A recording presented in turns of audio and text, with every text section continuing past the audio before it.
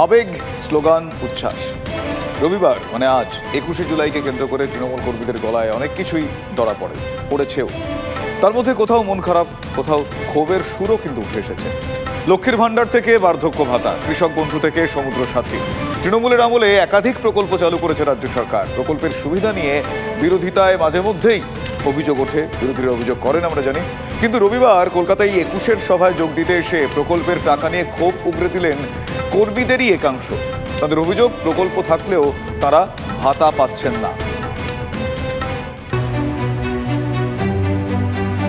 21শে জুলাই মানে শহীদদের স্মরণ, 21শে জুলাই মানে তৃণমূল কর্মীদের আবেগ। কিন্তু শুধুই কি আবেগ? রবিবার ধর্মতলামুখী হয়েছেন রাজ্যের ঘাসফুল কর্মীরা। তাদের গলায় যেমন আবেগ, উন্মাদনা, স্লোগান ছিল, ঠিক একইভাবে কিছু সমর্থকের কথা ছিল অভিযোগ, না পাওয়ার আক্ষেপ। ক্ষমতায় আসার পর একাধিক জনময়নী প্রকল্প চালু করেছে তৃণমূল কংগ্রেস সরকার। 21-এর মঞ্চ থেকে সেই প্রকল্প স্মরণ করিয়ে দিয়েছেন দলনেত্রীও। লক্ষ্মীর ভাণ্ডার, কন্যাশ্রী, রূপশ্রীর জন্য আমরা 60,000 কোটি টাকা খরচ করেছি। বিধবা ভাতা, বাংলার বাড়ি আমরা ডিসেম্বর থেকে শুরু করব।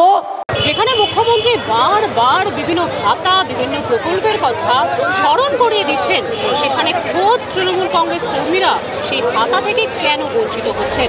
21শে জুলাই সভায় যোগ দিতে মুর্শিদাবাদের সাগরদিঘি থেকে ছুটে এসেছিলেন মতিউর শেখ।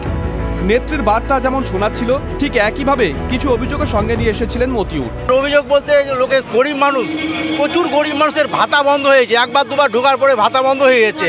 বিধবা ভাতা, বার্ধক্য ভাতা, বয়স্ক ভাতা, হ্যান্ডিক্যাপ ভাতা একবার ঢোকার পরে বন্ধ হয়ে যাচ্ছে। লক্ষ্মীর ভাণ্ডার পাচ্ছে শুধু মতিউরই নন, বাঁকুড়া বিষ্ণুপুরের তৃণমূল কংগ্রেস কর্মী শেখ জোহাদের অভিযোগ, এলাকার অনেকেই সরকারি ভাতা থেকে বঞ্চিত। আপনার লক্ষ্মী ভাণ্ডার পাওয়া যাচ্ছে, কৃষক বন্ধু আটকে গেছে, আর আপনার বিধবা ভাতা আটকে যাচ্ছে, আর আপনার বার্ধক্য ভাতা, আবার প্রতিবন্ধী ভাতা এসব আটকে রয়েছে। প্রশ্ন হলো, সরকার যে ভাতা দেওয়ার কথা বলছে, সেই ভাতা তাহলে যাচ্ছে কোথায়? এখানেই তৃণমূল কর্মীদের গুরুতর অভিযোগ। প্রত্যেকটা এলাকায় এরকম ভাতা বন্ধ হয়ে যাচ্ছে। আপনার এন্ট্রি হচ্ছে, খাতা এন্ট্রি হয়ে যাওয়ার পর ভাতা ঢুকছে না। নথিভুক্ত হওয়ার পরও ভাতা মিলছে না কেন? তাহলে গন্ডগোল?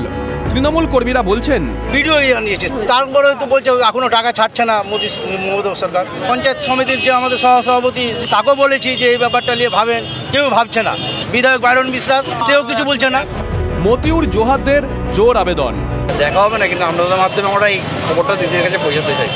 এটাই আপনার কাছে অভিযোগ জানাবো। আপনার ক্যামেরায় ছাড়বেন, বলবেন, এখানে সবাই শুনবে, জানতে পারবে সব জায়গায়। দিনের শেষে নেত্রীর বার্তা নিয়ে ফিরছেন মতিউর জোহাদরা, কিন্তু তাদের আক্ষেপ, অভিযোগ, তার খোঁজ কি নেবেন নেতৃত্বরা? Bureau report, TV9 Bangla. কেন্দ্রের এনডিএ সরকার আর টিকবে না, তৃণমূলের এই ন্যারেটিভ তৈরির চেষ্টা আরও পোক্ত হলো 21-এর মঞ্চে। অখিলেশ যাদবকে সঙ্গে নিয়ে মমতা বন্দ্যোপাধ্যায়ের হুঙ্কার, কেন্দ্রীয় সরকার যে কোনো দিন পড়ে যেতে পারে। সুর মিলিয়ে অখিলেশও বললেন, দিল্লির সরকার ভেঙে যাওয়া সময়ের অপেক্ষা। दिल्ली में जो गवर्नमेंट वो स्टेबल गवर्नमेंट नहीं है, कोई भी दिन हो जा सकता है। दिल्ली में सरकार में बैठे लोग हैं, वो सरकार चलने वाली नहीं है, वो सरकार गिरने वाली है। পড়ে যাবে কেন্দ্রের সরকার, ভবিষ্যৎবাণী মমতা অখিলেশের। কেন্দ্রের টানা তৃতীয়বার ক্ষমতায় এলেও এবার গরিষ্ঠতা না থাকায় শরিক নির্ভর পদ্ম শিবির। বিজেপির শক্তি ক্ষয় হয়েছে রাজ্যসভাতেও। বিজেপির উপর চাপ বাড়িয়ে লোকসভা ভোটের পর থেকেই মমতা বন্দ্যোপাধ্যায় বলতে শুরু করেছিলেন, এনডিএ সরকার বেশি দিন টিকবে না। 21-এর মঞ্চ থেকে তৃণমূল নেত্রীর হুঙ্কার, কেন্দ্র সরকার যে কোনোদিন পড়ে যেতে পারে। यूपी में जो खेल आपने दिखाया, अभी तो बीजेपी को रिजाइन करना चाहिए था, लेकिन उसको शर्म कम होता है। दिल्ली में जो गवर्नमेंट वो स्टेबल गवर्नमेंट नहीं है, कोई भी दिन हो जा सकता है।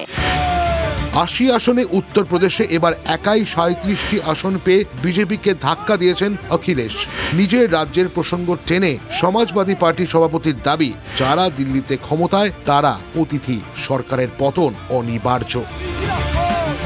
आप लोगों ने मिलकर के यहाँ मुकाबला किया, बीजेपी को हटा दिया, पीछे छोड़ दिया। यूपी भी आपके साथ रह करके पीछे छोड़ दिया।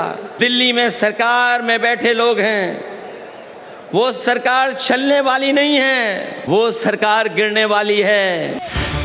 সভামঞ্চে মমতা তো বললেনই, আর বেশ কিছুদিন ধরে তো তৃণমূল নেতারা দাবি করে চলেছেন এনডিএ সরকারের আয়ু বেশি দিন নেই। বিজেপি বা সংঘ পরিবারের অন্দরে সাংঘাতিক বাদ বিবাদ, সরকার নড়বড়ে। নরেন্দ্র মোদীর সরকার, এনডিএ সরকার বেশি দিন ক্ষমতায় নেই। অভ্যন্তরীণ বিবাদে এই সরকারের পতন ঘটবে। Total breakdown of constitutional machinery.